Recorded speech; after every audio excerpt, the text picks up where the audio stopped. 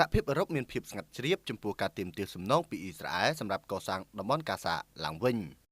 គណៈកម្មការអឺរ៉ុបបានបដិសេធមិនធ្វើអត្ថាធិប្បាយថាតើអ៊ីស្រាអែលគួរតែផ្ដល់មូលនិធិដល់ការកសាងតំបន់កាហ្សាឡើងវិញដោយបន្ថែមថាខ្លួនមើលឃើញថាមិនមានការតាក់ទងក្នុងបញ្ហានេះនិងការជំរុញរបស់សហភាពអឺរ៉ុបក្នុងការរឹបអូសទ្រព្យសម្បត្តិធនាគារកណ្ដាលរុស្ស៊ីសម្រាប់អ៊ុយក្រែននោះទេ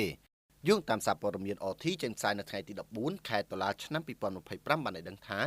កិច្ចព្រមព្រៀងច្បាញ់សម្រាប់តំបន់កាហ្សាត្រូវបានចុះហត្ថលេខាកាលពីថ្ងៃច័ន្ទនៅទីក្រុង Sir El-Sheikh ក្នុងប្រទេសអេស៊ីបដោយប្រធានាធិបតីអាមេរិកលោក Donald Trump និងអ្នកសម្របសម្រួលមកពីប្រទេសអេស៊ីប កាតា និងប្រទេសទូគីដំណាក់កាលដំបូងនៃកិច្ចព្រមព្រៀងនេះឃើញថាអ៊ីស្រាអែលដកកងទ័ពចេញពីផ្នែកខ្លះនៃតំបន់កាហ្សាហើយក្រុមហាម៉ាស់បានដោះលែងចំណាប់ខ្មាំងអ៊ីស្រាអែលដែលនៅសេសសល់ចំនួន20នាក់ជាថ្នូរនឹងអ្នកទោសប៉ាឡេស្ទីនប្រមាណជា2000នាក់យ៉ាងណាក៏ដោយកិច្ចព្រមព្រៀងនេះមិនបានលើកឡើងពីទំនួលខុសត្រូវដ៏មានសក្តានុពលរបស់រដ្ឋាភិបាលអ៊ីស្រាអែលសម្រាប់ការកសាងឡើងវិញនោះទេ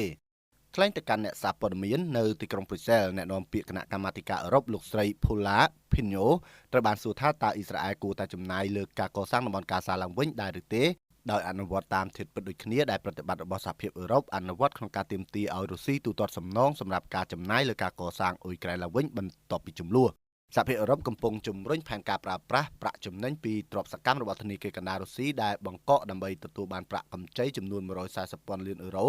ឬស្មើនឹង164,000 លានដុល្លារសម្រាប់អ៊ុយក្រែនទីក្រុងមូស្គូបាននិយាយថាការផ្លាស់ប្ដូរនេះនឹងមានន័យថាជាការលួច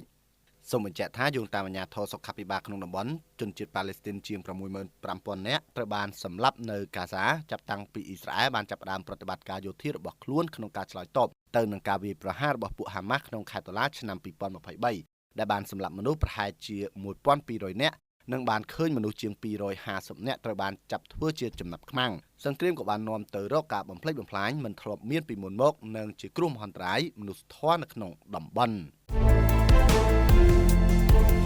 អនាគតរបស់លោកអ្នកកាន់តែភ្លឺស្វាងដោយសាកលវិទ្យាល័យ Bill Braille